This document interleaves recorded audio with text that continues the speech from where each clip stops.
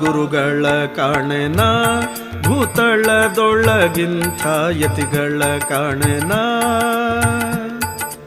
ಇಂಥ ಗುರುಗಳ ಕಾಣೆನ, ಭೂತಳದೊಳಗಿಂಥ ಯತಿಗಳ ಕಾಣೆನ.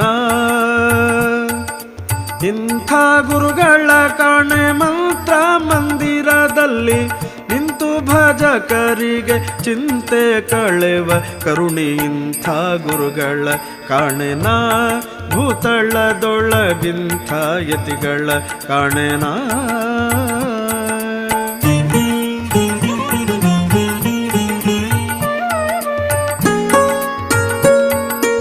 ದೀಪಾವಳಿಯ